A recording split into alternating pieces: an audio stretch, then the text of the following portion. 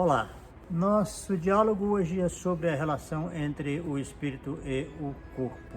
Lembrando que espírito é a parte imaterial do ser humano, é o sopro do Criador, o pensamento, a inteligência.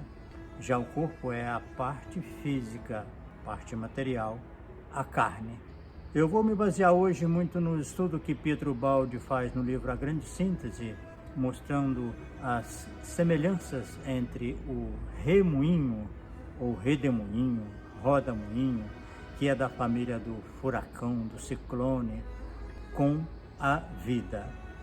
Veja bem que um remoinho, provável que todo mundo aqui já viu algum, ainda que seja pequeno e rápido, passageiro, nas ruas, nos locais onde ele vive.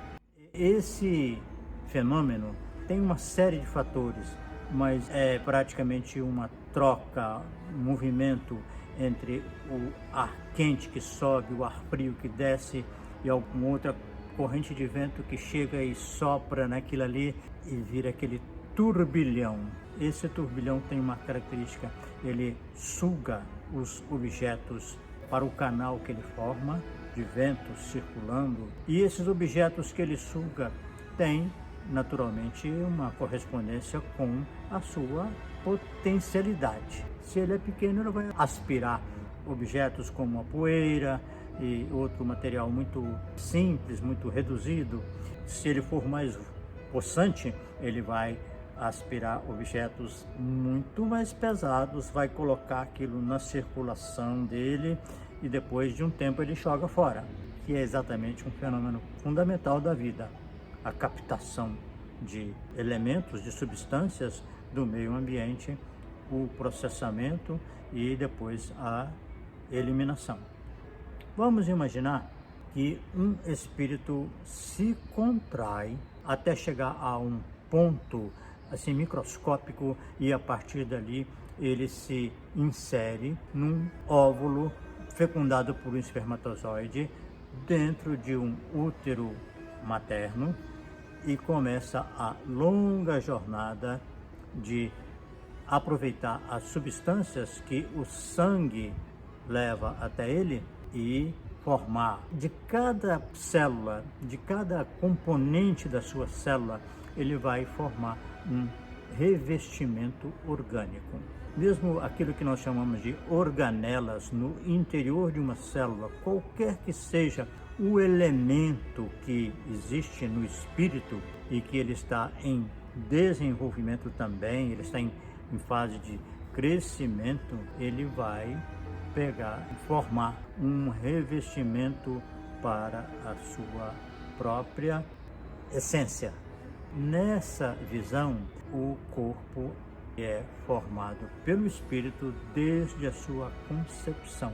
Na trompa, que é onde o óvulo costuma ser fecundado pelo espermatozoide, e a partir daí esse processo vai dessa maneira do turbilhão, do remoinho. Ele pega as coisas no sangue, organiza, transforma numa estrutura e devolve o que não lhe interessa. Mas esse material que ele vai formando não é estático, ele não fica pronto como se fosse um manequim e não mexe mais, não. Ele está em constante reposicionamento, chama-se de renovação celular.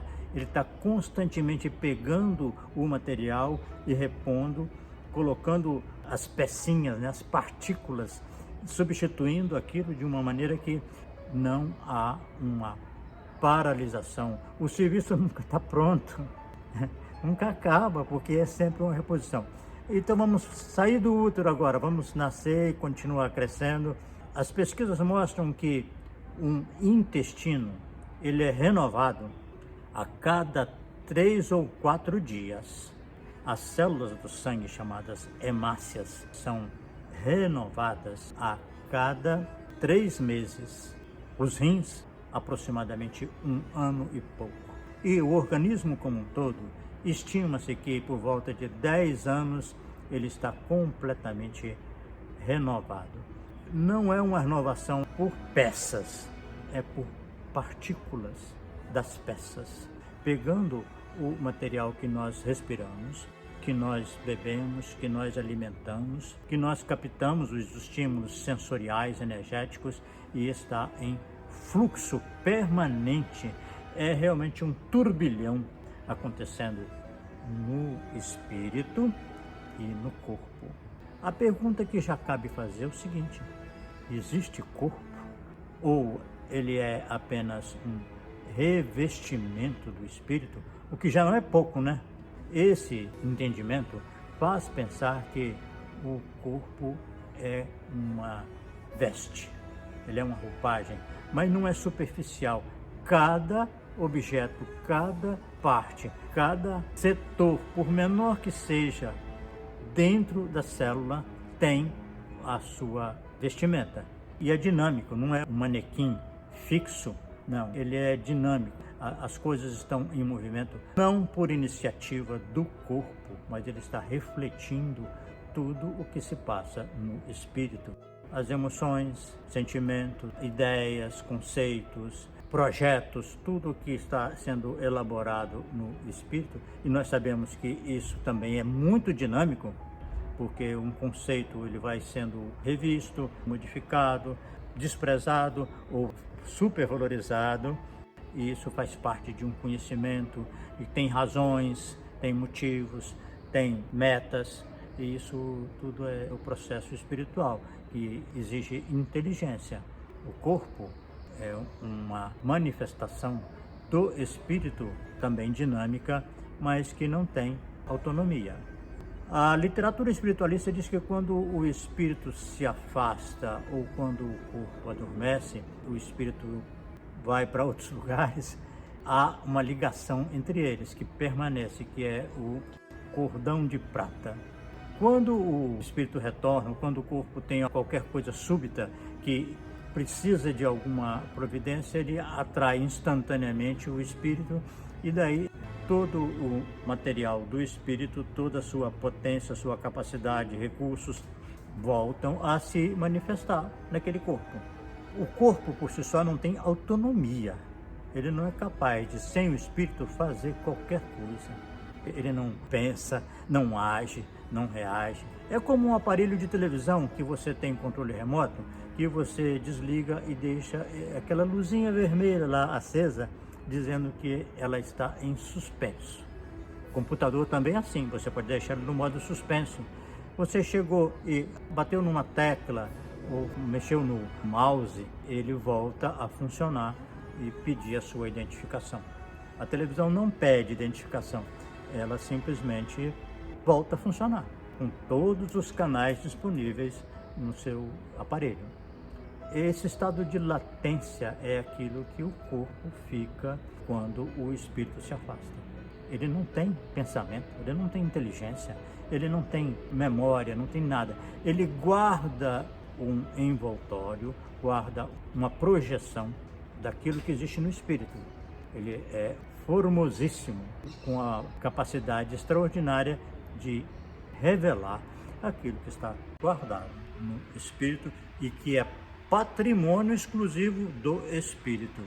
Podemos pegar a opinião sempre muito reverenciada de Jesus Cristo a respeito do assunto. Ele diz no Evangelho de João, capítulo 6, o espírito é o que vivifica, a carne para nada aproveita. E se nós analisarmos de uma forma imparcial qual é o destino de cada um deles, a gente tem que constatar que Jesus Cristo tem razão. Quando acontece a ruptura, em definitivo, do espírito com o corpo, que nós chamamos de morte, é como se esse redemoinho, de repente, parasse o movimento e todos os objetos que ele sugou caíssem ao solo, amontoados. Não é mais assim aquilo que ele vai fazendo quando está em movimento, que ele joga ao longo do seu percurso. Aqui não, houve uma paralisação e ele desabou. Tudo está ali amontoado. O corpo, poucas horas depois que houve essa ruptura, ele começa a putrefar. Em contrapartida, o espírito segue para a dimensão espiritual, já agora livre do seu escafandro, que permite que a gente viva aqui nessa umidade relativa alta que é o planeta Terra. O espírito realmente segue vivo com toda a plenitude do que ele já foi capaz de desenvolver em si mesmo. Temos que reconhecer então que os hindus há muitos séculos dizem que tudo é Maya, tudo é ilusão, que isso que nós vemos a começar desse corpo é uma ilusão, no sentido de que isso não tem durabilidade, isso não tem permanência, é um envoltório, mas um envoltório que é capaz de mostrar a dinâmica do espírito, e isso é fantástico. Por isso que ele merece ser muito bem cuidado, porque nós precisamos dele aqui nesse ambiente. Cuidar dele é um benefício para nós mesmos, cuidar dele através de hábitos saudáveis, atitudes, pensamentos. Começa por aí o cuidado com o corpo e vai descendo até chegar ao nível de cuidar dele através da higiene pessoal, alimentação, respiração, líquidos e atividade física sem fanatismo. Todos esses recursos que ajudam no corpo estão completamente sujeitos àquilo que o espírito realiza em si mesmo, para o seu próprio bem e para o bem daqueles com quem ele convive ou da comunidade na qual ele está inserido. Daí eu te pergunto, como é que fica essa questão para você? Você tem um corpo ou o corpo é que te tem?